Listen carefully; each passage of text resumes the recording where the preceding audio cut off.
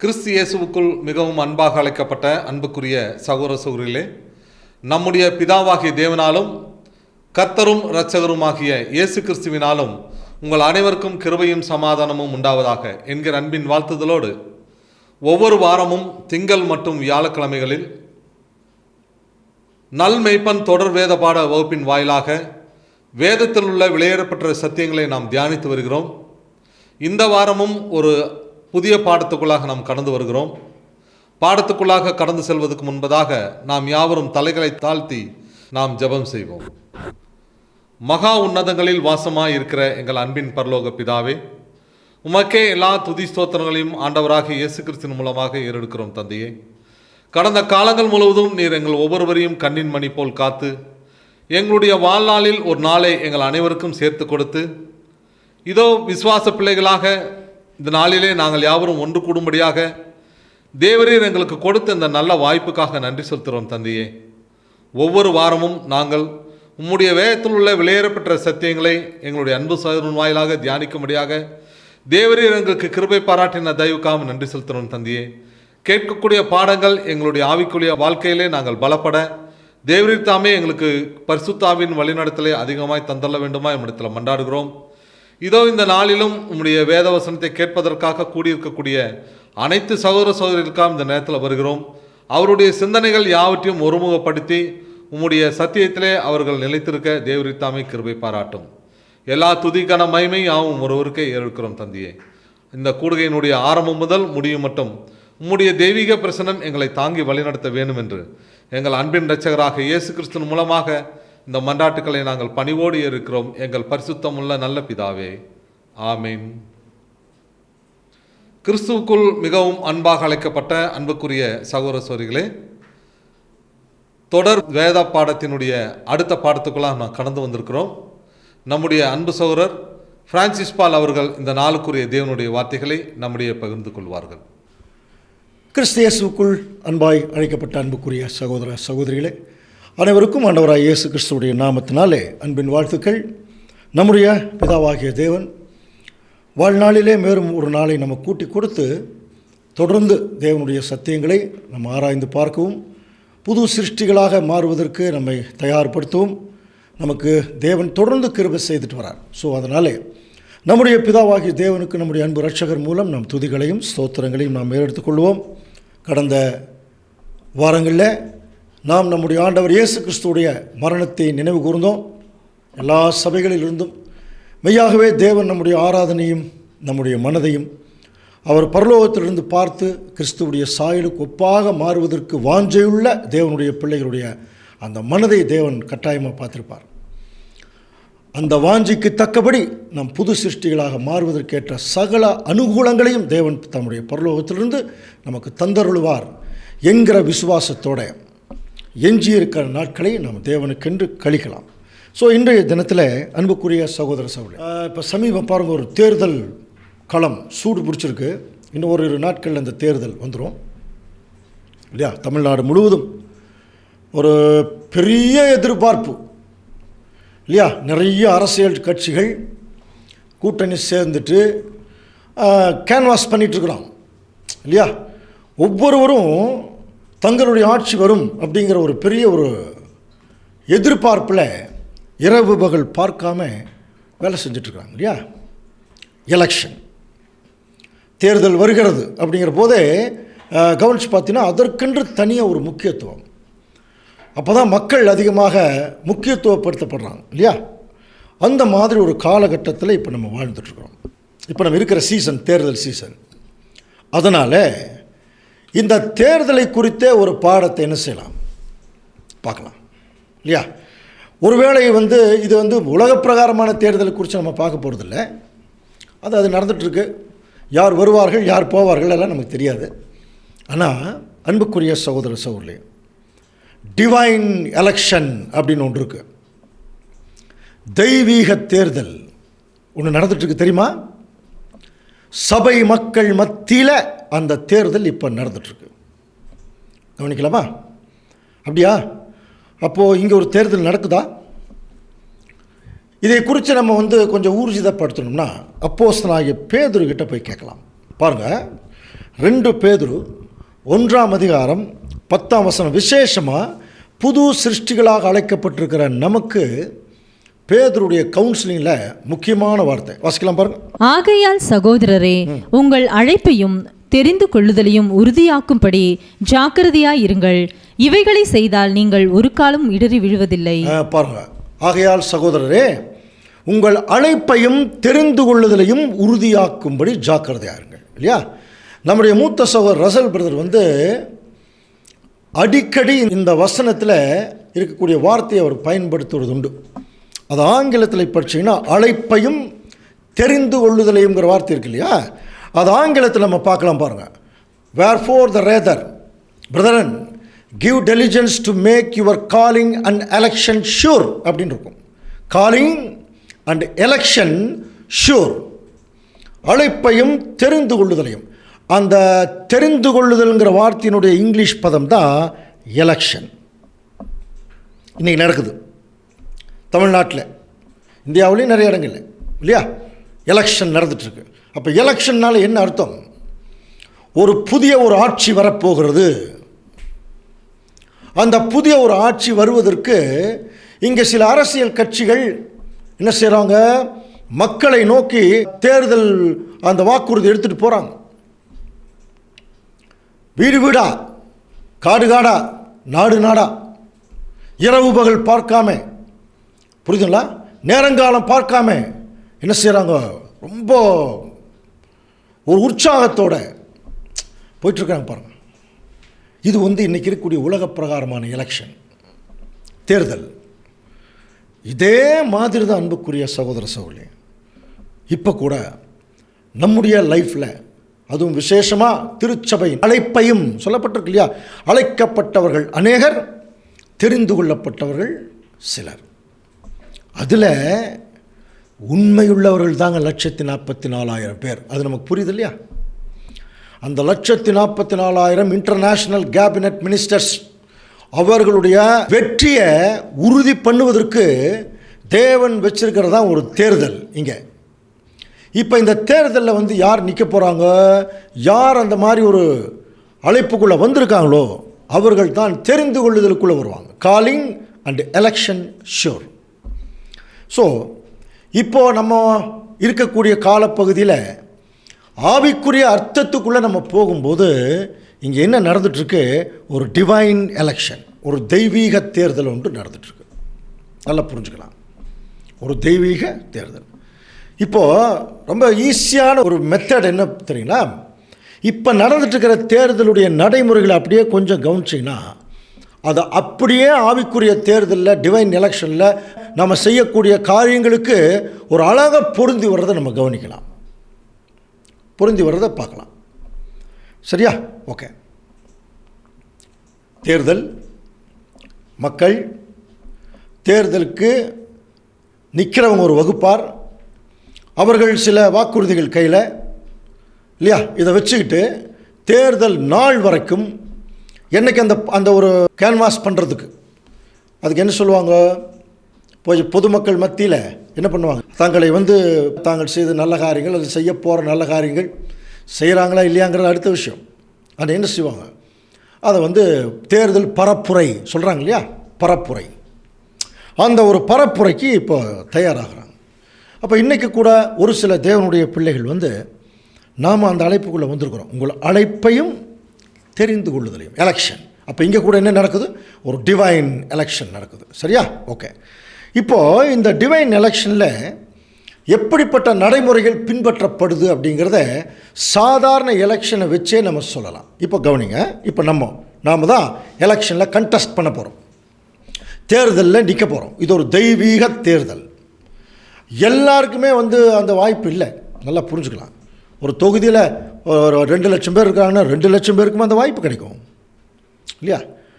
அதுக்குரிய ஒரு வாய்ப்பு யாருக்கு கிடைக்குதோ அவங்க தான் அந்த தேர்தலில் நிற்க முடியும். ஒரு 10 பேர் கேண்டிடேட்ஸ் அப்படின்னு நிற்பாங்க.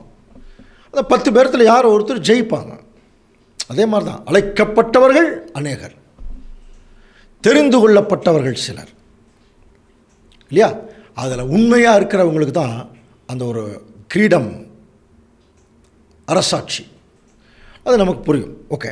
அப்படின்னா இப்போ ஒரு தேர்தலில் ஒருத்தர் நிற்கிறார் அப்படின்னாலே முதல்ல அவங்க என்ன செய்யணும் தெரியுங்களா?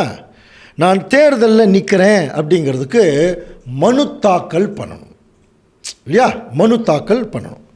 அதெல்லாம் நமக்கு நல்லா தெரியும் இல்லையா? மனு தாக்கல் பண்ணும்போது பாருங்கள், தேர்தல் நிற்கிற ஒருத்தர் போவார், கூட 2 பேர் கட்டாயமாக போகணும். அதுக்கு மேலே நிறைய பேர் வரணுங்கிற அவசியமே இல்லை. ஆனால் நிறைய பேர் வருவாங்க, கூட எல்லாம் வருவாங்க. ஆனால் 2 பேர் வேணும்.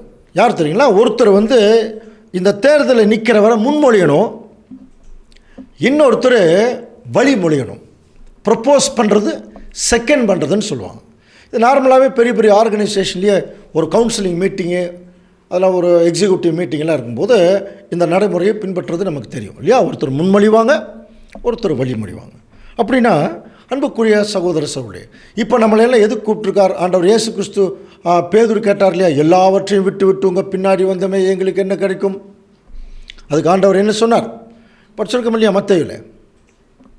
மனுஷகுமாரன் மறுஜென்ம காலத்தில் தம்முடைய வல்லமையுள்ள சிங்காசனத்தில் உட்கார்ந்திருக்கும்போது என்னை பின்பற்றின நீங்கள் எப்படி எல்லாவற்றையும் விட்டு விட்டு உங்கள் பின்னாடி வந்தமே, அந்த மாதிரி நம்ம அப்படியே வந்திருக்கோம்.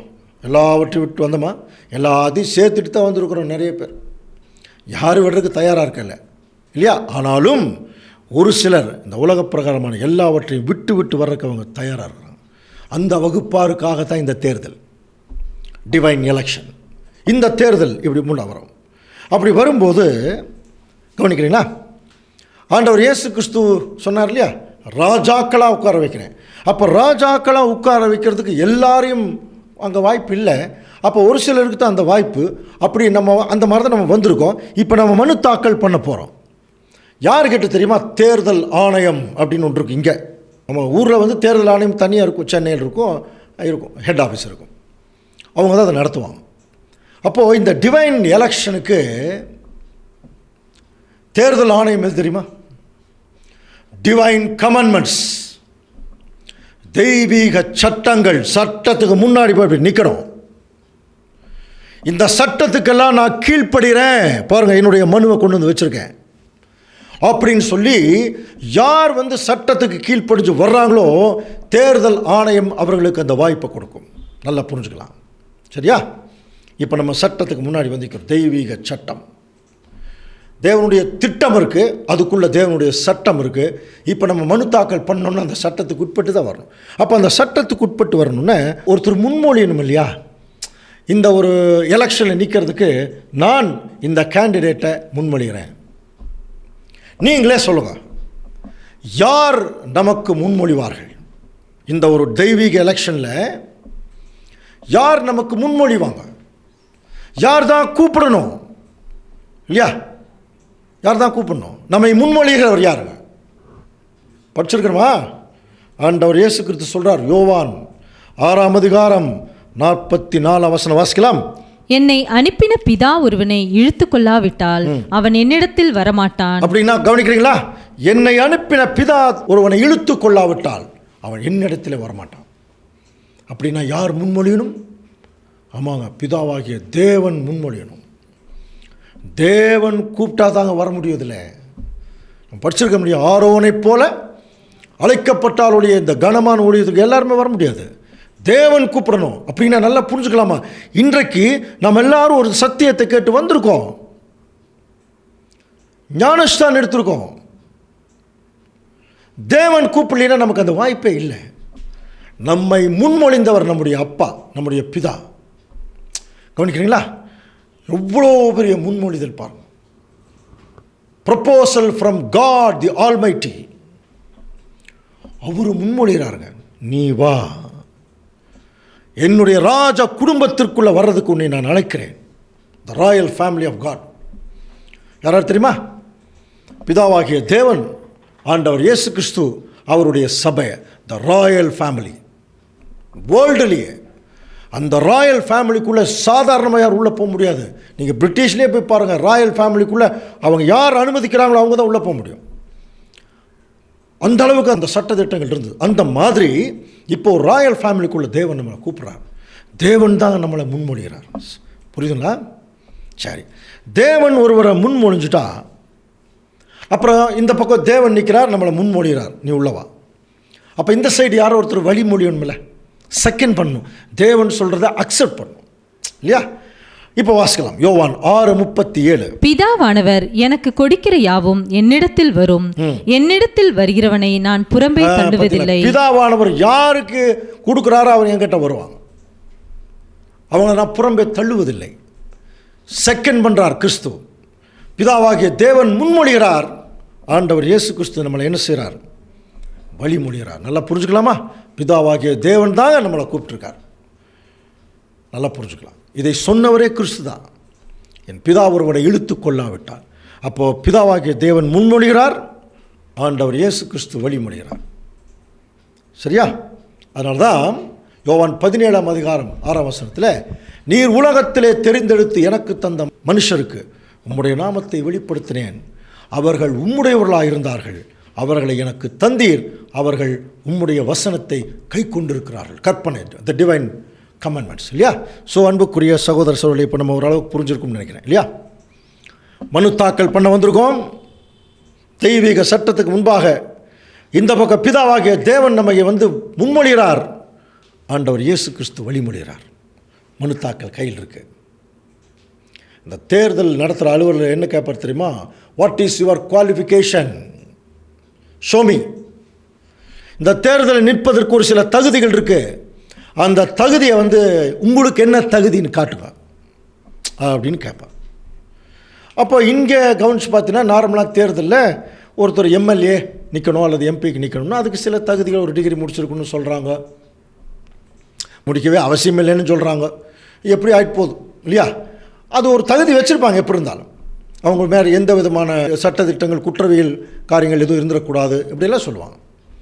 அப்போ அதே மாதிரி இது ஒரு தெய்வீக அழைப்பு இல்லையா, ஒரு தெய்வீக டிவைன் எலெக்ஷன். அப்போ இதுக்கு ஒரு தகுதி வேணும் இல்லையா. நீங்களே சொல்லுங்கள் பார்க்கலாம், என்ன தகுதி, என்ன தகுதி?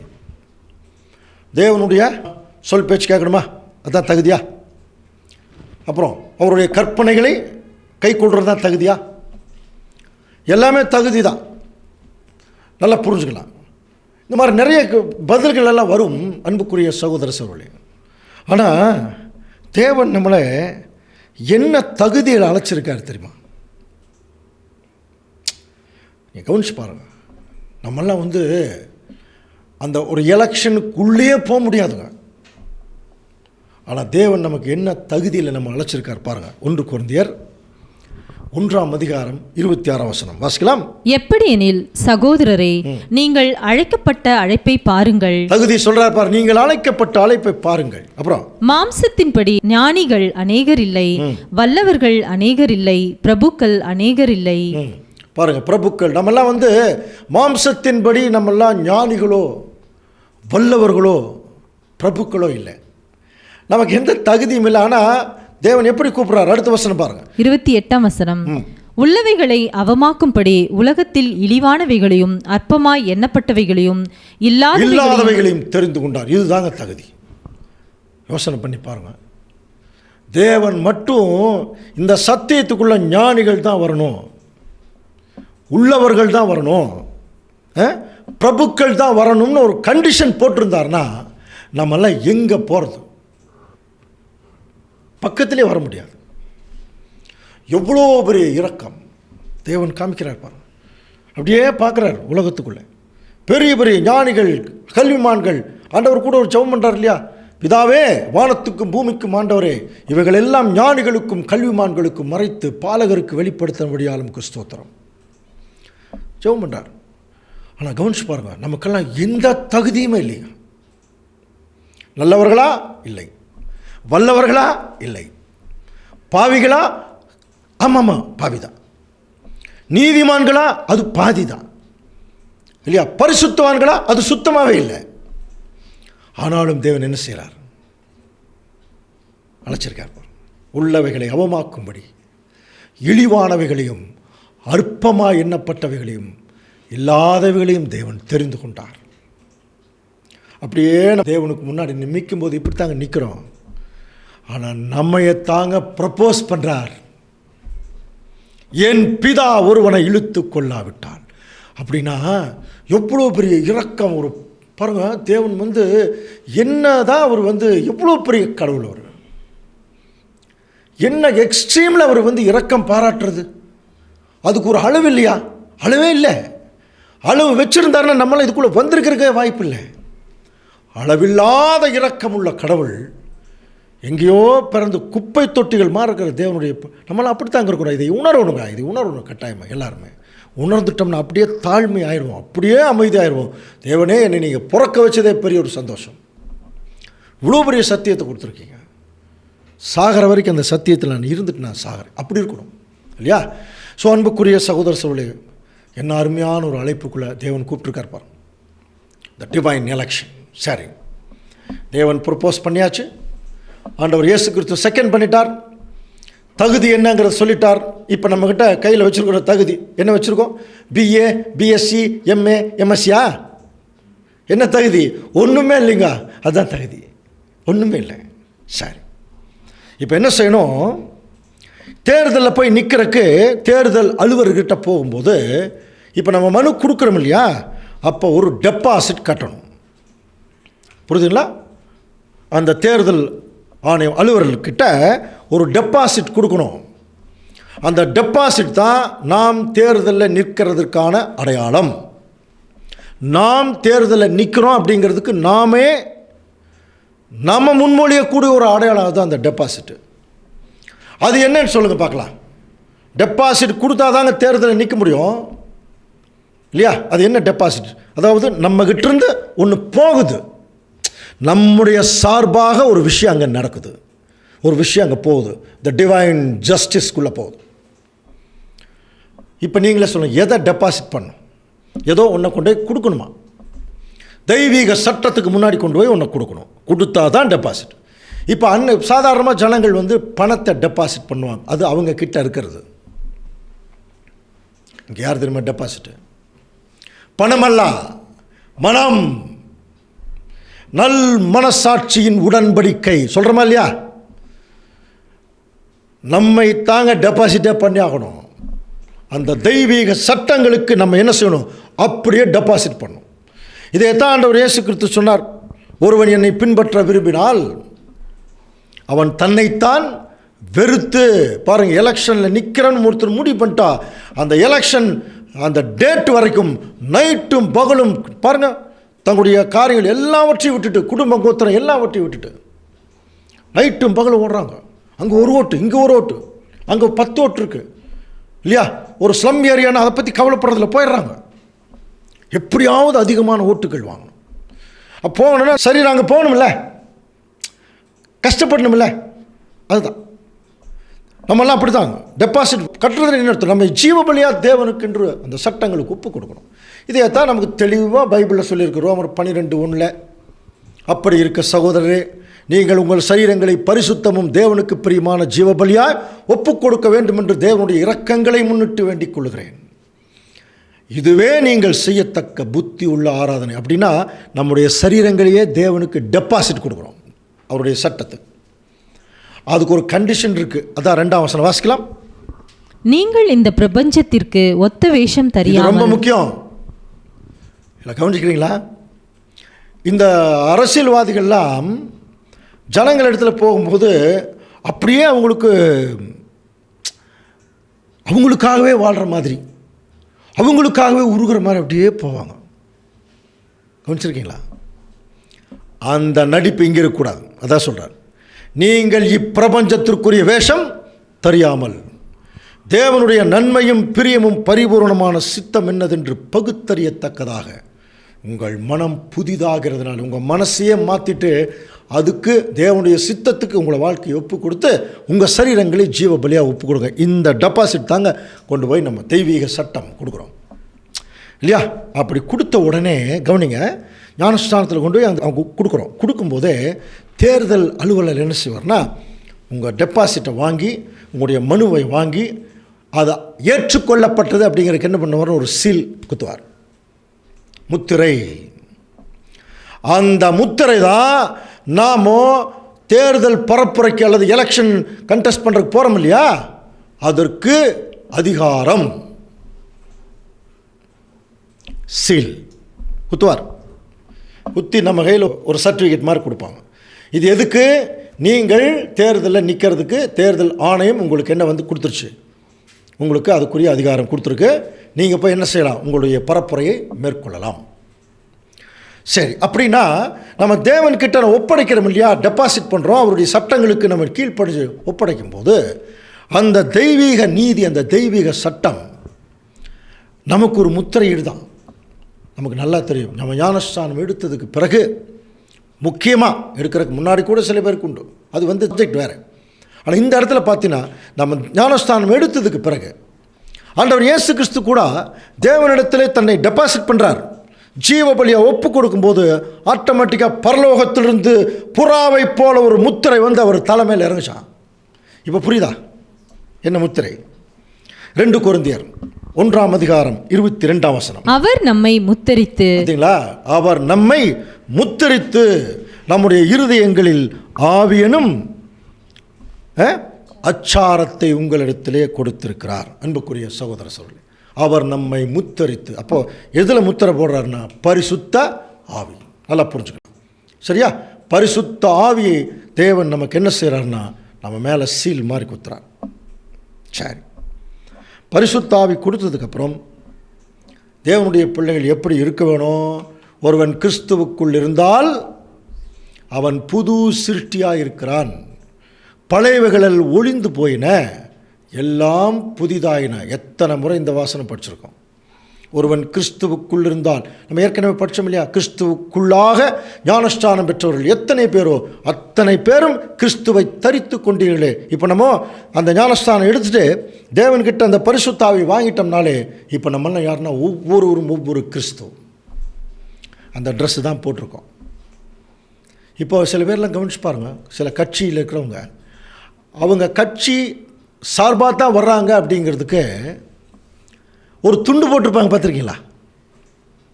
அவங்க கட்சிக்குன்னு சில கொடி இருக்கும். சில பேர் அந்த கொடியவே துண்டு மாதிரி போட்டிருப்பாங்க. அப்புறம் அந்த கட்சிக்குன்னு சில துண்டு வச்சுருப்பாங்க, கரை. அதை போட்டுட்டு வந்தாலே நம்ம தெரிஞ்சுக்கலாம், ஓ இவங்க இந்த கட்சி, நாம் எந்த கட்சி.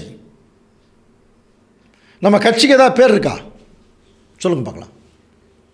இது என்ன கட்சி? இது சொல்ல முடியலையா? நம்ம எதை சார்ந்திருக்கிறோம், எந்த சத்தியத்தை சார்ந்திருக்கிறோம்? நம்மெல்லாம் பாருங்க வேத மாணவர்கள். அதனால் தனியாக ஒரு கட்சியெல்லாம் ஆரம்பிச்சிடாதீங்க. மற்ற சபையார் மற்றவங்களாம் சில பேர்லாம் கட்சி ஆரம்பிக்கிறாங்க இல்லையா, நம்மளாம் இந்த பூமியில் கட்சி ஆரம்பிக்கிறதுக்கு வரல, நமக்கு நல்லா தெரியும்.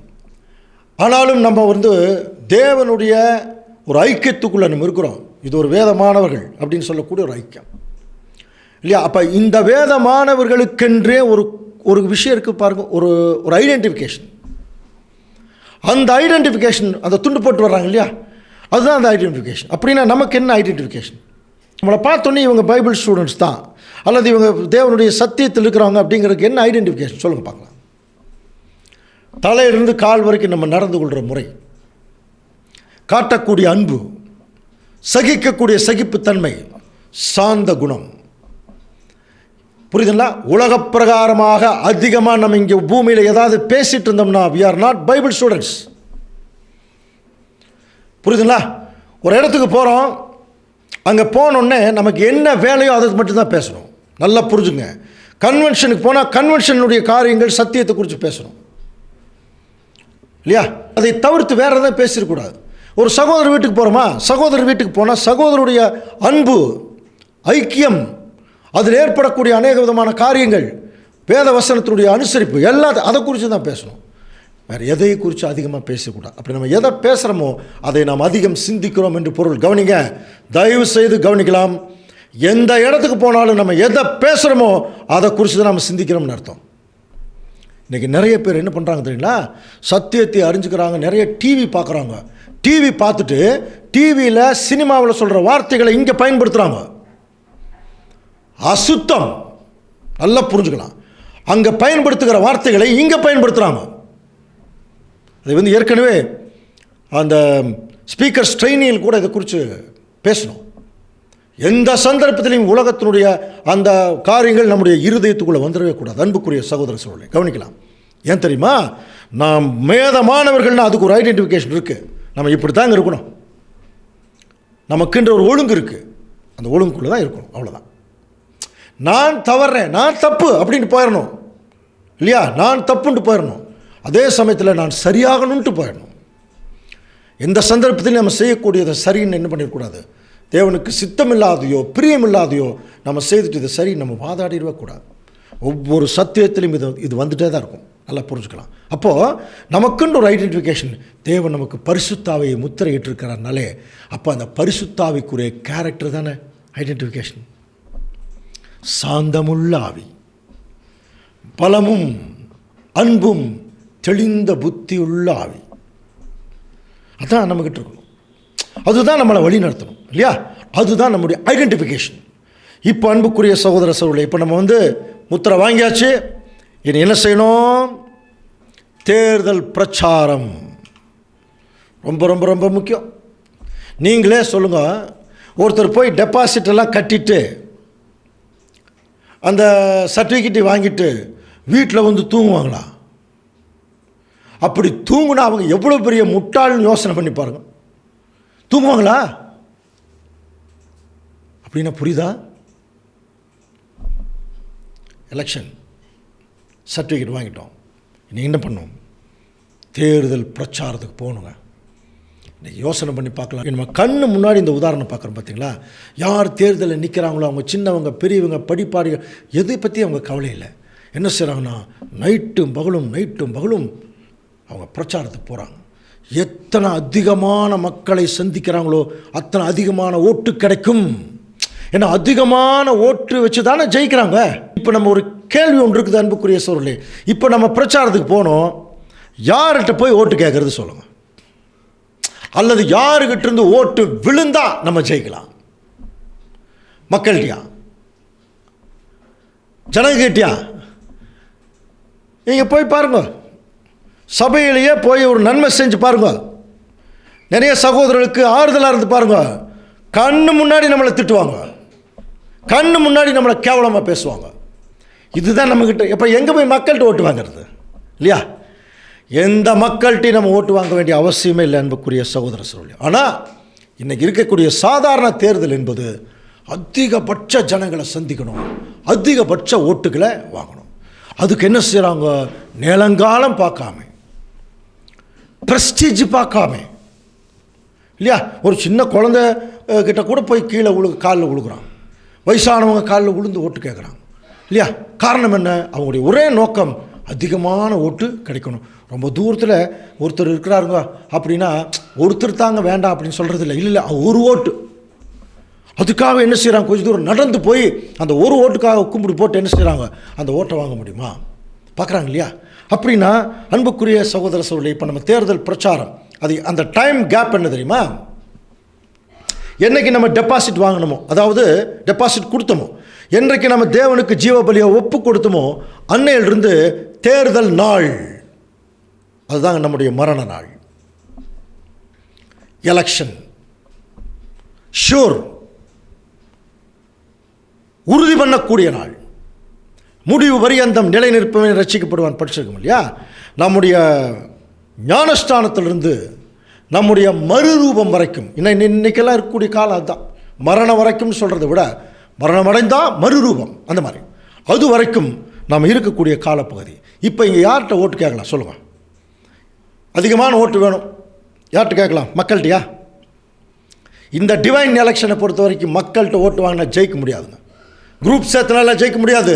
இன்றைக்கி நிறைய பேர் அதுதான் குரூப் சேர்த்துக்கிறாங்க. எங்ககிட்ட நிறைய பேர் இருக்கிறாங்க, நாங்கள் நிறைய ஜனங்கள் இருக்கிறாங்க. அதெல்லாம் தேவனுடைய பார்வையில் செல்லவே செல்லாது. பயப்படாதே சிறுமந்தை இல்லையா? அப்போ உலகத்திலேயே கவனித்து பார்த்தீங்கன்னா திருச்சபையின் மக்கள் சிறுமந்தை தானே. அப்படி இருக்கிற போது நாம் இந்த எலெக்ஷன் பொறுத்த வரைக்கும் இதுதான் ரொம்ப ரொம்ப முக்கியம். யார்கிட்ட ஓட்டு வாங்கணும் சொல்லுங்கள் பார்க்கலாம்? மனிதரிடத்துலையா? மனிதரிடத்தில் ஓட்டு செல்லாது தேவன்கிட்ட. அப்போ செல்லக்கூடிய ஓட்டு எங்கேருந்து வரணும்? யார் ஓட்டு போடணும்? இது ஒன்று தான் ரொம்ப முக்கியம். நமக்கு யார் ஓட்டு போட்டால் ஜெயிக்கலாம் நீங்களே சொல்லுங்கள். சபை மக்களா? இப்போ நம்ம எல்லா இடத்துலையும் எலெக்ஷன் எல்லாம் வைக்கிறோம் இல்லையா? எல்லாம் ஓட்டு போட்டெல்லாம் தேர்ந்தெடுக்கணும் இல்லையா?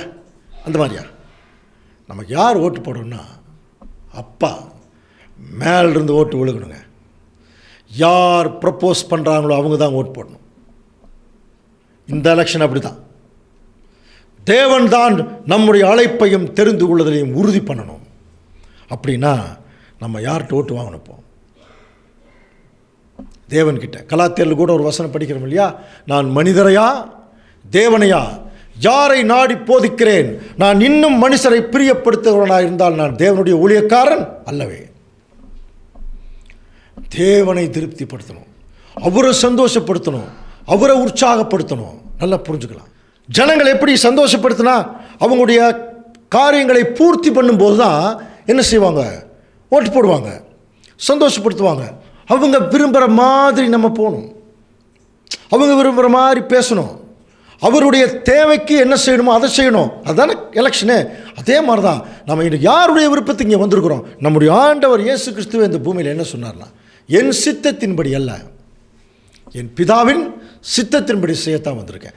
ஆண்டவர் இயேசு கிறிஸ்துவே அப்பாவுடைய சித்தம், அவருடைய விருப்பத்துக்கு நிறைவேற்றுறாருங்கிற போது நம்மளாம் என்ன பண்ணணும்? பிதாவாகிய தேவனுடைய சித்தம் நிறைவேறணும். அப்படின்னா நம்முடைய வாழ்க்கையில் தேவன்கிட்ட அதிகமாக ஓட்டு வாங்கணும்னா என்ன பண்ணணும்? ஒன்றுமே பண்ண வேண்டியதில்லை. நம்ம இப்படி இருக்கிறோம் இல்லையா? இப்படி இருக்கிறோம். இப்படி இருந்து தேவன் எதிர்பார்க்குற மாதிரி மாறிடணும். அதுக்கு பேர் தான் புது சிருஷ்டி.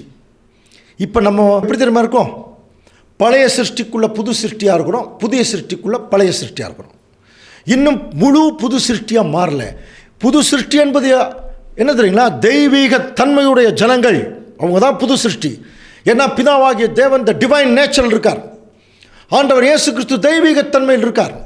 இப்போ அவரை பின்பற்றக்கூடியவருடைய சபை கூட தெய்வீகத்தன்மைக்கு போகணும். எந்த அளவுக்கு நம்ம தெய்வீகத்தன்மைக்கு போகிறோமோ அந்த அளவுக்கு தேவன்கிட்ட இருந்து ஓட்டு விழுந்துக்கிட்டே இருக்கும். நல்லா புரிஞ்சுக்கலாம். ஆனால் ஒன்று, இது சாதாரணமான லைஃப் இல்லைங்க. அந்த ஒரு கேன்வாஸ் பண்ணுறதுக்கு எவ்வளோ கஷ்டம் தெரியுங்களா? காலையிலேருந்து நைட்டு வரைக்கும் ஓடிட்டே இருக்கணும். சில பேர் திட்டுவாங்க, நீ என்ன செஞ்ச அப்படின்னு திட்டுவாங்க. நீ உள்ளே வராதேம்பாங்க, துரத்துவாங்க. நடக்குதா இல்லையா? ஆனால் பாருங்கள், அப்படியெல்லாம் நடக்கும்போது இன்றைக்கி இருக்கிற அரசியல் தலைவர்கள் அது எதையுமே பொருட்படுத்துறதில்ல. பாருங்கள், அவமானம் வந்தால் கூட அப்படியே போயிடுறாங்க. காரணம் என்ன? ஜெயிக்கணும், எப்படியாவது ஓட்டு வாங்கணும், ஒரு பரிதாபத்திலேயாவது ஓட்டு கிடைக்கணும். ஒன்றுமில்லாத எலெக்ஷனுக்கு இவ்வளோ தாழ்மை காட்டுறாங்க பாருங்க, எவ்வளோ பொறுமை காட்டுறாங்க, எவ்வளோ செலவு பண்ணுறாங்க, எவ்வளோ அக்கறை காட்டுறாங்க. இதெல்லாம் கவனிச்சு பாருங்க. ஒன்றுமே இல்லை, அழியப்போகுது எல்லாமே. அழியாத தேவனுடைய ராஜ்யத்திற்கு தேவன் நம்மளை அழைக்கும் போது அவர்கிட்ட ஓட்டு வாங்கணும்னா நாளுக்கு நாள் தான். 2 கொரிந்தியர் 4:16 வாசிக்கலாம். ஆனபடியினாலே நாங்கள் சோர்ந்து போகிறதில்லை. பாருங்க, எலெக்ஷன் நிற்கிறவங்க சோர்ந்தே போகிறதில்ல பாருங்க இல்லையா? துரத்தினாலும் திட்டுனாலும் என்ன பண்ணாலும் அவங்க தொடர்ந்து ஓட்டு கேட்டு இருப்பாங்க. அதே மாதிரி தான் நம்ம தேவன்கிட்ட ஓட்டு வாங்கணும்னா எந்த விதமான சோர்வு இருக்கக்கூடாது. வரும், அவமானம் வரும், துன்பம் வரும், நல்லா புரிஞ்சுக்கலாம். தள்ளி வைப்பாங்க, இவன் ஆகாதுன்னு சொல்லுவாங்க, கீழே போட்டு புதைச்சிருவாங்க. கடைசியில் எல்லாம் சபையில் தான் நடக்கும். எந்த வகையிலும் சோர்ந்து போகக்கூடாது. அந்த மாதிரியெல்லாம் நிறைய பேர்த்தினால் நம்ம அவமானப்படும் போது அந்த சகிப்புத்தன்மையை நாம் மேற்கொள்ள வேணும். சகிச்சுட்டு போயிடணும், அவ்வளோதான். அதனால தான் எங்கள் புறம்பான மனுஷனானது அழிந்தும் நமக்குள் இருக்கிற அந்த தவறான மனுஷன் பழைய சிருஷ்டி ஒழியணும், உள்ளான மனுஷனானது நாளுக்கு நாள் புதிதாக்கப்படுகிறது. எவ்வளவு அதிகமாக நம்ம நல்லவர்களாக புது சிருஷ்டியாக மாறுறோமோ ஒவ்வொரு நாளும் தேவன்கிட்ட இருந்து ஓட்டு விழுந்துக்கிட்டே இருக்கும். தேவன்கிட்ட தாங்க ஓட்டு வாங்கணும் இல்லையா? எபேசியர் 4:11 வாசிக்கலாம். மேலும் நம் அனைவரும் தேவனுடைய குமாரனை பற்றும் விசுவாசத்திலும் அறிவிலும் ஒருமைப்பட்டவர்களாகி, விசுவாசத்திலும் அறிவிலும் ஒருமைப்பட்டவர்களாகி கிறிஸ்துவினுடைய நிறைவான வளர்ச்சியின் அளவுக்கு தக்கதாக பூரண புருஷராகும் வரைக்கும். பார்த்தீங்களா? பூரண புருஷராகும். இதேவே நமக்கு படிக்க முடியும். அன்புடன் சத்தியத்தை கை கொண்டு தலையாகிய கிறிஸ்துவுக்குள் எல்லாவற்றிலேயும் வளரணும். தலையாகிய கிறிஸ்துவுக்குள் எல்லாவற்றிலேயும் கிறிஸ்து மாதிரியே வளர்ந்துடணும். அப்போ கிறிஸ்து மாதிரியே வளரணும்னா இங்கே கொஞ்சம் துன்பம் அனுபவிச்சு தான் ஆகணும். அதனால தான் நம்ம படிக்கிறோம், 2 தீமோத்தேயு 3:12 அன்றியும் கிறிஸ்து இயேசுவுக்குள் தேவபக்தியாய் நடக்க மனதாயிருக்கிற யாவரும் துன்பப்படுவார்கள். அப்படி துன்பம் வரும்போது என்ன பண்ணிடக்கூடாது? மனம் சோர்ந்து போயிடக்கூடாது. அதுக்கு தான் ஒரு குவாலிட்டி சொல்றார் ஆண்டவர் இயேசு கிறிஸ்து. லூக்கா 14:33 வாசிக்கலாம். அப்படியே உங்களில் எவனாகிலும் தனக்கு உண்டானவைகளை எல்லாம் வெறுத்து விடாவிட்டால், தனக்கு உண்டானவைகள் எல்லாம் வெறுத்து விடாவிட்டால் எனக்கு சீசனா இருக்க மாட்டான். அப்ப வெறுக்கணும் இல்லையா? அப்ப இந்த எல்லாத்தையும் வெறுக்கக்கூடிய, அப்ப எந்த அளவுக்கு நம்ம வெறுக்கிறோமோ அந்த அளவுக்கு பிதாவாகிய தேவனுக்கும் ஆண்டவர் இயேசு கிறிஸ்துவுக்கும் நம்ம முக்கியத்துவம் கொடுக்குறோம், அவர்களை நேசிக்கிறோம் என்று பொருள். அப்போ இங்கே எதெல்லாம் அதிகமாக வெறுக்கிறோமோ அங்கே நேசிக்கிறோம். இங்கே நேசிச்சோம்னா அங்கே வெறுக்கிறோம், அதான் அர்த்தம். இங்கே அதிகமாக உலக பிரகாரமான காரியங்களை நம்ம நேசிச்சோம்னா தேவனை வெறுக்கிறோம். அதனால தாங்க தேவனுக்கு கொடுக்கக்கூடிய நேரத்தை வேறு எதுக்கோ செலவு பண்ணிட்டுருக்கிறோம்.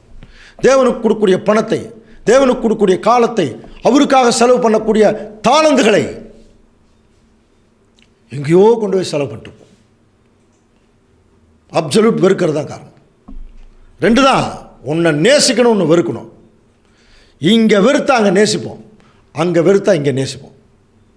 எதை நேசிக்கிறவர்கள்? யார்கிட்ட ஓட்டு வாங்குறது? இன்றைக்கி மனுஷருக்கு பயந்துக்கிறோங்க. நம்மளாம் மனுஷருக்கு பயந்துக்கிறோம்.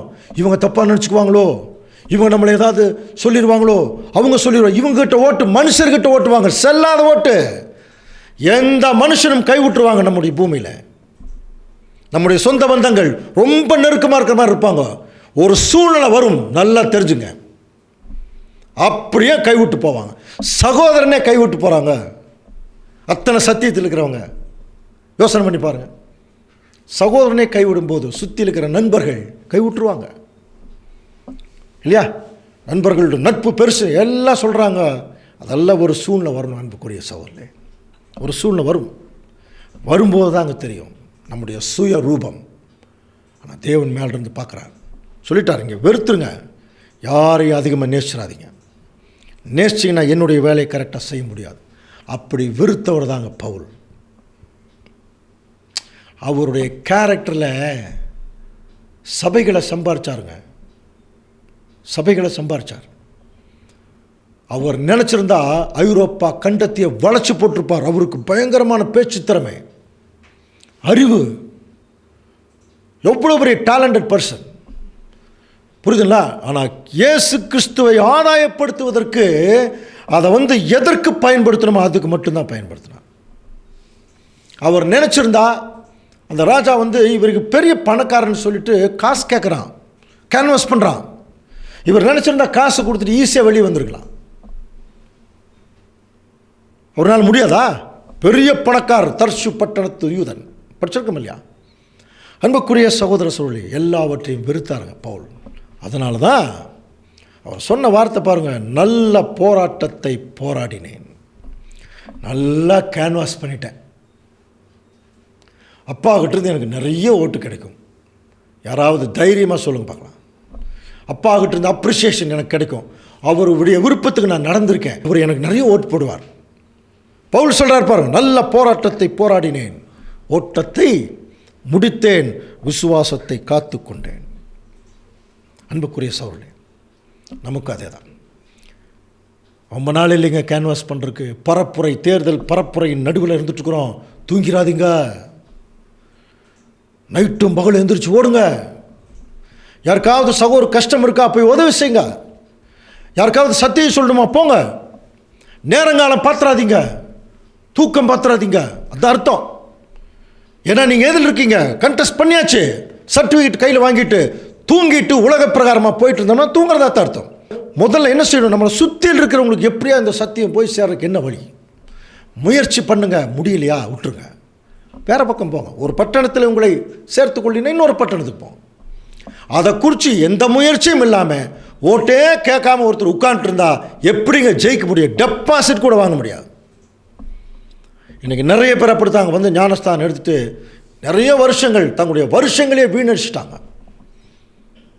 இல்லையா? நம்மெல்லாம் சத்தியத்துக்குள்ளே வந்த காலம் 30 வருஷம் 40 வருஷம் பெருமை பேசுறதுக்கு இல்லை. அந்த 30 வருஷம் 40 வருஷம் நம்ம இருக்கிறோம்னா அந்த எத்தனை பேரை நம்ம சம்பாரித்தோம், எத்தனை பேர் சத்தியத்துக்குள்ளே கொண்டு வந்தோம். அவங்க நம்ம கொடுக்குறாங்கிறது கூட பெருசு இல்லைங்க. அவங்க சத்தியத்தில் இருக்கிறாங்களா, அதுதான் தேவன் பார்க்குறாங்க. ஏன்னா நம்ம சத்தியத்தில் இல்லாமல் நம்ம வேறு யாரையும் வழி நடத்தவே முடியாது. வழி நடத்த முடியாது. அந்த ஆப்ஷனே இங்கே இல்லை. நல்லா புரிஞ்சுக்கலாம். அப்படியே ஒருத்தர் வழி நடத்தினாங்கன்னா பிசாசுன்னு அர்த்தம். அதில் எந்த மாற்றமும் கிடையாது. ஆனால் நம்ம என்ன பண்ணிடக்கூடாது, தூங்கிடக்கூடாதுங்க. இன்றைக்கி என்ன தேர்தல் பரப்புரை நாட்கள் இருக்கிறோம். நமக்கு 10 நாள் தான். அந்த 10 நாள் எப்படி ஓடுறாங்க பாருங்கள். நைட்டு 9 மணியோட அந்த டைம் முடியுதுன்னு தேர்தல் ஆணையம் சொல்லுது. கரெக்டாக 8:55 வரைக்கும் பேசுகிறாங்க. அப்புறம் 8:50 ஆகி 9 ஆனோடனே எப்படி பேசுகிறாங்க தெரியுமா? என்னென்னமோ கை காட்டுறாங்க. என்ன பேசக்கூடாது, ஆனாலும் ஏதாவது ஒரு சைகையில் ஏதோ காட்டுறாங்க. காரணம் என்ன தெரியுங்களா? எப்படியாவது ஜனங்கிட்ட ஓட்டு வாங்கணும். ஸோ அன்புக்குரிய சோழர்களே, இன்றைக்கி நம்ம அந்த பரப்புரையின் நாட்கள் இருக்கோம். நேரங்காலம் பார்த்துடக்கூடாது, சோர்வு பார்த்துடக்கூடாது, பணம் பார்த்துடக்கூடாது. புரியுதுங்களா? நம்முடைய முழு முயற்சியும் பிதாவாகிய தேவனிடத்தில் எவ்வளோ ஓட்டு வாங்குகிறோம். அப்படின்னா பிதாவாகிய தேவனிடத்தில் எப்படி ஓட்டு வாங்க முடியும்? அவர் விரும்புகிறமான வாழ்க்கை, அவர் விரும்புகிற வாழ்க்கை, அவர் விரும்புகிற கேரக்டர், அவர் விரும்புகிற நடவடிக்கைகள், அதை நம்ம எவ்வளோ அதிகமாக டெய்லி செய்கிறோமோ அவ்வளோ அதிகமாக தேவன்கிட்ட இருந்து நமக்கு என்ன கிடைக்கும்? அந்த ஓட்டு கிடைக்கும். கடைசியாக தேர்தல் நாள் வரும். கவனிச்சு பார்த்தீங்களா? தேர்தல் நாள் வரும்போது இப்போ எல்லோரும் ஓட்டு போடுவாங்க. அதான் கன்சால்டேட் பண்ணுறது. தேவன் மொத்தமாக நமக்கு ஓட்டு போடுற நாள் அது. சில பேருக்கு என்ன வந்துடும் தெரியுங்களா? ஓட்டு கேட்டிருப்பாங்க. ஒரு சிலருக்கு கேன்வாஸ் பண்ணும்போதே தெரிஞ்சிருக்கும், நிறைய பேர் வருவாங்க, ஜெயிச்சிருவோம். ஒரு சிலருக்கு தெரியும், தோற்றுருவோமோ அப்படிங்கிற ஒரு பயம், சோர்வு வந்துடும். புரியுதுங்களா? இது சாதாரண எலெக்ஷனில். ஆனால் இந்த டிவைன் எலெக்ஷனை பொறுத்த வரைக்கும் உண்மையாக இருக்கிற தேவனுடைய பிள்ளைகளுக்கு எந்த சோர்வும் வராது. ஏன் தெரியுமா? கூப்பிட்டதே அவர் தான். பாருங்கள், எல்லாமே அவருடைய கண்ட்ரோலில் நடந்துட்டு இருக்குது. தெய்வீக சட்டத்துக்கு முன்னாடி வர்றோம். அது அப்பாவுடைய சட்டம். அப்பா தான் நமக்கு முன்மொழிகிறார், அண்ணா வழிமொழிகிறார், கிறிஸ்து வந்து வழிமொழிகிறார். அவங்களுடைய சார்பாகத்தான் நம்ம அவங்களுக்கு தான் டெபாசிட் பண்ணுறோம். அதற்கு பதிலாக நமக்கு பரிசுத்தாவி கொடுக்குறாங்க. பிதா, குமாரன், பரிசுத்தாவி டெபாசிட் பண்ணிட்டோம். வெளியவே போகலை. இதுக்குள்ளேயே நம்முடைய வாழ்க்கை இருக்கணுமா? இந்த வாழ்க்கை இதுக்குள்ளே இருந்துட்டு தேவன்கிட்ட எப்படி? அப்போ நம்ம என்ன செய்யணும்? ரோமருக்கு பவுல் எழுதுறார் இல்லையா? சோர்ந்து போகாமல் நற்கிரைகளை செய்து மகிமையும் கனத்தையும் அழியாமையும் தேடுகிறவர்களுக்கு ஜீவன் கொடுக்குறார். படிச்சிருக்கோம் இல்லையா? அப்போ எந்த வகையிலும் தேவனுடைய பிள்ளைகள் சோர்ந்து போயிடவே கூடாது. ஏன் அப்படின்னா 2 கொரிந்தியர் 4:10 வாசிக்கலாம். கர்த்தராகிய இயேசுவினுடைய ஜீவனும் எங்கள் சரீரத்திலே விளங்கும்படி, எங்கள் சரீரத்தில் அவருடைய ஜீவன் விளங்கும்படி இயேசுவின் மரணத்தை எப்பொழுதும் எங்கள் சரீரத்தில் சுமந்து திரிகிறோம். எங்கள் சரீரத்தில் சுமந்து திரிகிறோம். இயேசு கிறிஸ்துடைய மரணத்தை நான் புரியுதா? அதுக்கு தாங்க ஒரு வாரத்துக்கு முன்னாடி அதைத்தானே பண்ணோம். அவருடைய சரீரத்தை நம்ம வாங்கிட்டோம், அவருடைய இரத்தத்தை வாங்கியிருக்கோம், அவருடைய சரீர அங்கமாகறோம்னு நம்ம உறுதி பண்ணியிருக்கோம். அவருடைய ரத்தத்தில் நமக்கு பங்குன்னா என்ன புரியுது? அவருடைய தியாகம் செஞ்சார் இல்லையா? மிச்ச சில தியாகங்கள் செய்யறதுக்கு நமக்கு ஒரு வாய்ப்பு கொடுத்துருக்கார். பவுல் அதானே சொல்கிறார், இயேசு கிறிஸ்துடைய தியாகத்தில் மிச்சமானதை அனுபவிக்கிறதுக்கு தான் நான் வந்திருக்கேன் சகோதரர்களுக்காக. அந்த தியாகத்தை நம்ம இப்போ செய்யணுமா தேவனுடைய பிள்ளைகளுக்காக? அப்படி செய்யணும்னா தியாகி ஆகணும்னா எல்லாத்தையும் விட்டுட்டு வந்தால் தாங்க தியாகியாக முடியும். அது ஒரு மரண நிலைமை. என்னது உலக பிரகாரமான எதுவுமே நம்மளை தாக்காது. மரணத்தை சுமந்து திரிகிறோம். அப்படியே சுமந்துட்டே போகணுமா கேன்வாஸுக்கு? அப்போ ஒரு மறிச்சாங்கன்னா அவங்களுக்கு சூடு சொரணையெல்லாம் இருக்குமா? யாராவது திட்டினா, அவமானப்படுத்தினா சூடு சொரணை வருமா? ஒருமே வராது. அப்படியே அமைதியாக போயிடுவாங்க. அப்படி அமைதியாக போகும்போது எப்படி தேவன் ஒட்டுமொத்த உலக ஜனங்களும் உண்மையான கடவுளை விட்டுட்டு கல்லையும் மண்ணையும் வணங்கும் போது அந்த கடவுள் எப்படி அதை பார்த்துட்டு சகிச்சிட்ருக்கார் பாருங்க. அவரை தெய்வமாக கொண்டவங்க நாமளும் என்ன தான் பண்ணி ஆகணும்? சகிச்சு தான் ஆகணும். சகிச்சுக்கிட்டே போக வேண்டியதான். எவ்வளவு அதிகமாக சகிக்கிறோமோ பிதாவாகிய தேவனுடைய சகிப்பு தன்மைக்கு நாம் சொந்தக்காரர்கள். ஓட்டு கிடச்சிட்டே இருக்கும். அதனால தான் அந்த தேர்தல் நாளுங்கிறது நம்முடைய மரண நாள். வாசிக்கலாம் பாருங்கள், பிலிப்பியர் 1:11 வாசிக்கலாம். நீங்கள் கிறிஸ்துவின் நாளுக்கென்று துப்புரவானவர்களும் இடரற்றவர்களுமாய் இருக்க வேண்டுதல் செய்கிறேன். கிறிஸ்துவுடைய நாளுக்கென்று நீங்கள் வந்து துப்புரவானவர்கள். நிறைய இடர் வரும், இடர் இருக்கக்கூடாது.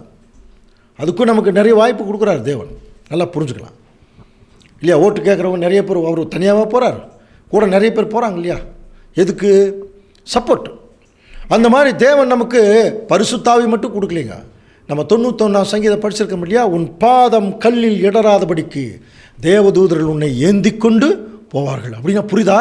நம்ம இந்த உண்மையான சத்தியத்தில் நடக்கும்போது, அவமானங்கள் இதெல்லாம் சகிக்கும்போது, நமக்கு நம்ம கண்ணுக்கு தெரியாத தூதர்கள் கூட நமக்கு கம்ஃபோர்ட் பண்ணுறதுக்கு தேவன் ரெடியாக வச்சுருக்கிறான்.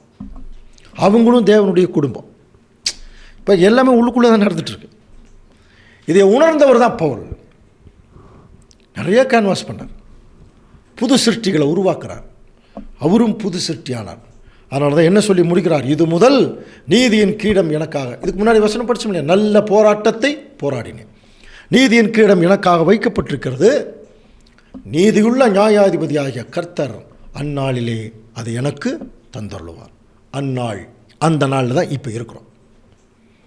சரிங்களா. இப்போ என்றைக்கு நம்முடைய மரணம் நிகழ்கிறதோ அங்கே ஓட்டு எண்ணிக்கை ஆரம்பிக்கும். எவ்வளோ ஓட்டு வாங்கியிருக்கீங்கன்னு தெரியும். அந்த ஓட்டு எண்ணும் போது எல்லா அரசியல் கட்சிகளும் எவ்வளோ பதட்டமாக இருப்பாங்க தெரியுமா.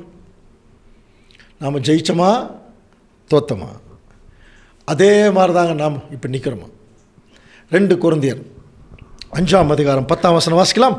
ஏனென்றால் சரீரத்தில் அவனவன் செய்த நன்மைக்காவது, நம்முடைய சரீரத்தை ஜீவபலியாக கொடுக்கணும்னு சொன்னார் இல்லையா, டெபாசிட். இந்த சரீரத்தை தான் இப்போ தேவனுக்கு என்று கொடுக்கணும்.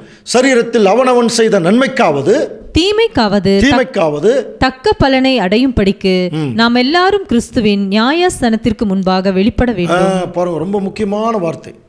நம்ம இந்த பூமியில் எந்த அளவுக்கு நன்மை செய்திருக்கிறோம், தீமை செய்திருக்கிறோம், அதான் தக்க பலனை அடையும்படி ரிசல்ட்டு, தேர்தல் ரிசல்ட்டு.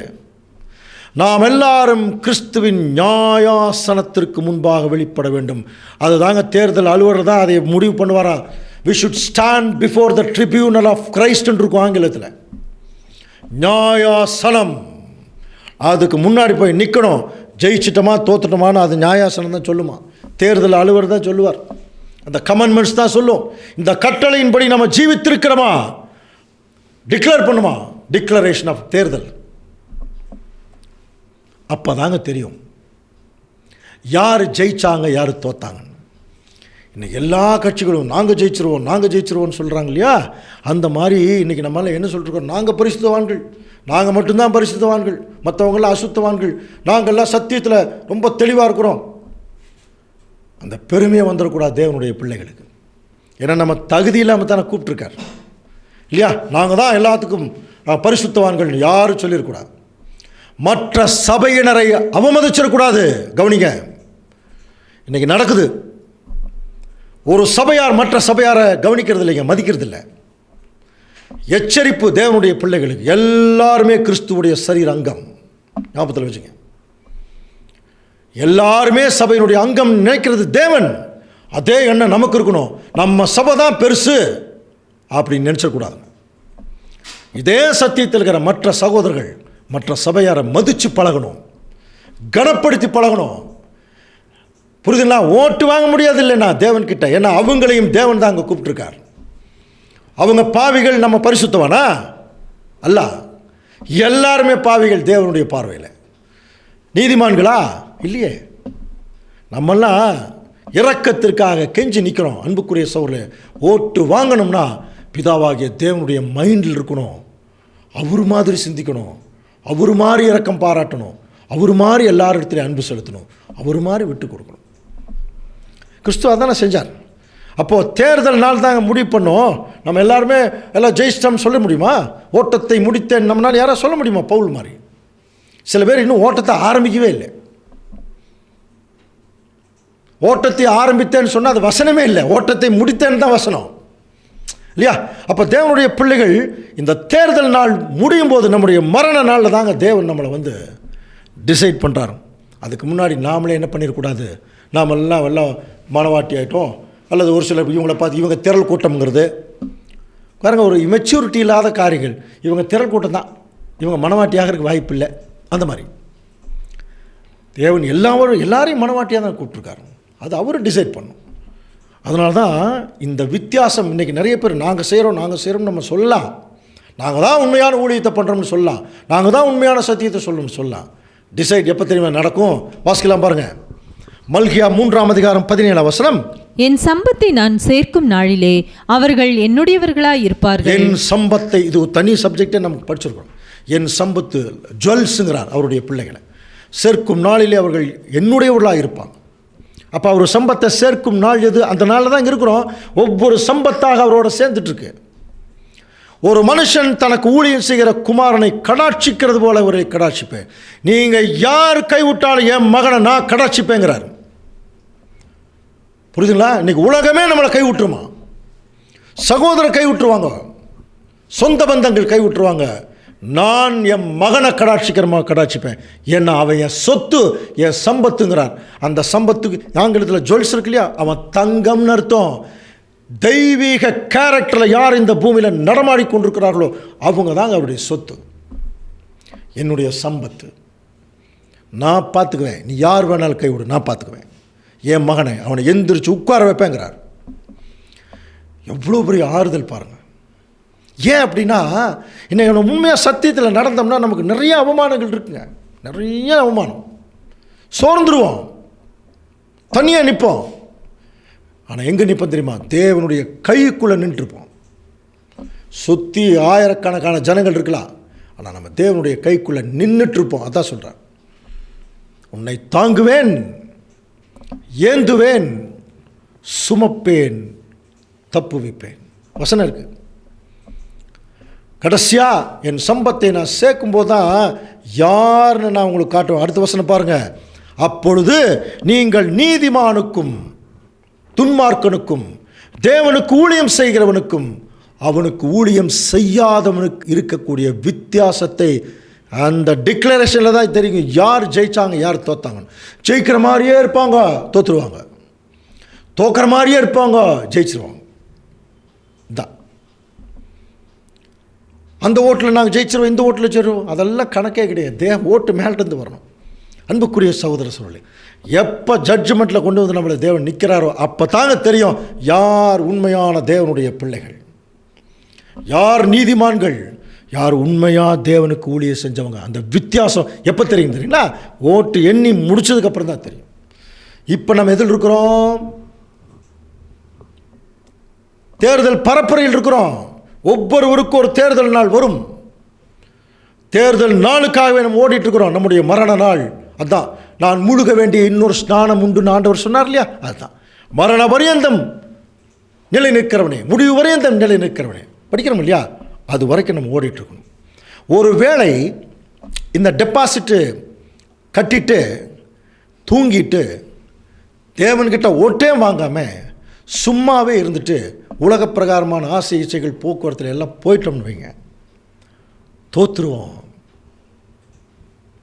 தோத்தா கூட பரவாயில்லைங்க, கட்டின டெபாசிட் கூட வராது.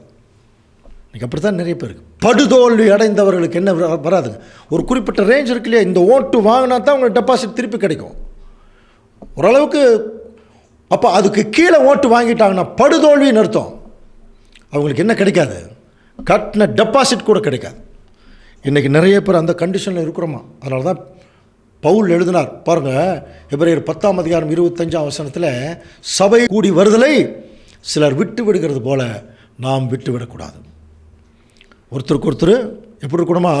புத்தி சொல்கிறது மட்டுமில்லை, நாளானது சமீபித்து வருகிறது, எவ்வளவாய் பார்க்கிறீர்களோ அவ்வளவா புத்தி சொல்லணும். சத்தியத்தை அறிகிற அறிவை அடைந்த பின்பு நாம் மனப்பூர்வமாய் துணிகரமான அர்த்தம் பாவம் செய்கிறவர்களாக இருந்தால் இனி ஒரு பலி கிடையாது. அப்புறம் என்னதான் நடக்குமா? நியாய தீர்ப்பு வரும் என்று பயத்தோடு எதிர்பார்க்கறதிலும் விரோதிகளை பட்சிக்கும் கோபாக்கனியுமே இருக்கும். அதான் படுதோல்வி அடைஞ்சு அவங்க எப்படி அந்த எலெக்ஷன் ரிசல்ட்டை நடுங்கிட்டு இருப்பாங்க, அவங்களுக்கு டெபாசிட் கூட கிடைக்காது. அந்த மாதிரி நம்ம இருந்துடக்கூடாது அன்புக்குரிய சகோதரர்களே. அது மட்டும் இல்லை, நம்ம டெபாசிட் வாங்குறதுக்காக வந்திருக்கோம், அல்லது டெபாசிட் இழக்கிறதுக்காக வந்திருக்கோம், டெபாசிட் கொடுக்குறதுக்காக வந்திருக்கோம். ஜெயிப்பு உறுதியாகணும். ஜெயிப்பு உறுதியாகணும்னா ஒவ்வொரு அரசியல் கட்சிகளுக்கும் ஒரு சின்னம் இருக்கும். அந்த சின்னம் தான் அந்த கட்சியினுடைய கேரக்டரை சொல்லுமா. இப்போ நம்ம கட்சிக்கு என்ன சின்னம் போடலாம் நீங்களே சொல்லுங்கள். நம்ம எப்படி இருக்கிறோமோ அதான சின்னமாக இருக்கும். என்ன சின்னம் போடலாம்? ஏதாவது ஒரு சின்னம் சொல்லுங்க பார்க்கலாம். பைபிள் சின்னமா? பைபிளில் சின்னம் கிடையாதுங்க. பைபிள் நமக்கு அது ஒரு வழிகாட்டி. வேறு என்ன சின்னம் போடலாம்? அந்த ஒரு சின்னம் பார்த்தாலே இப்படித்தான் நம்ம இருக்கணும்னு தெரிஞ்சுக்கலாம். அப்படின்னு என்ன போடலாம்? சிலுவை. அதுதான் நம்முடைய சின்னம். சிலுவை சுமந்தால் கிரீடம் பெறலாம். தன் சிலுவை எடுத்து என் பின்னாடி வர்றவங்க படிச்சிருக்கோம் இல்லையா? ரைட், இது ஒரு சின்னம். அடுத்து கட்சிக்கு ஒரு கொடி இருக்குதான். இந்த சிலுவையில் நம்ம ஒப்பு கொடுத்தால், அவரோடைய பாடுகளை சகித்தால் அவரோட ஆளுகையும் செய்யலாம். அதுக்கு ஒரு கொடி இருக்குது. ஒரு சின்னம் இருக்கு, ஒரு கொடி இருக்குது. அப்படியே நமக்கு என்ன கொடி பார்க்குறோம்? நம்முடைய ஆண்டவர் இயேசு ராஜா, யூதா ராஜா, சிங்கம் படிச்சிருக்கோமா இல்லையா? அதுதான் நம்முடைய கொடி. ராஜ சிங்கம், அதான் கொடி. சிங்க கொடியை அப்படி எடுத்துகிட்டு போகணுமா இல்லையா? ஆனால் சிலுவையை சுமந்துட்டு போகணும். சிலுவையை சுமந்துட்டு போகணும். சிங்கக்கொடியை கையில் இப்படி எடுத்துகிட்டு போகணும். ஒரு கையில் சிலுவை, இன்னொரு கையில் சிங்கக்கொடி. அதான் அர்த்தம். நீங்கள் புரிஞ்சுக்கணும். இது தனியாக ஒரு கொடி இருக்கானெல்லாம் கேட்ட வேண்டாம். சிலுவை சுமந்தால் கிரீடம் பெறலாம்.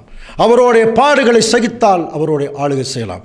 கடைசியாக ஒரு வசனம் வாட்சி நம்ம முடிக்கலாம். பாருங்கள், நான் ஜெயங்கொண்டு என் பிதாவின் சிங்காசனத்திலே அவரோட உட்கார்ந்தது போல. இப்போ உட்கார்ந்துருக்கார்.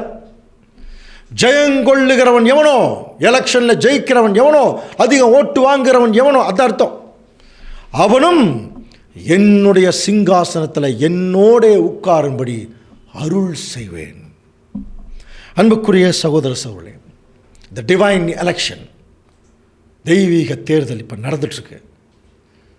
தேர்தல் நடைமுறைகள் முழுவதும் படிச்சிட்டோம்.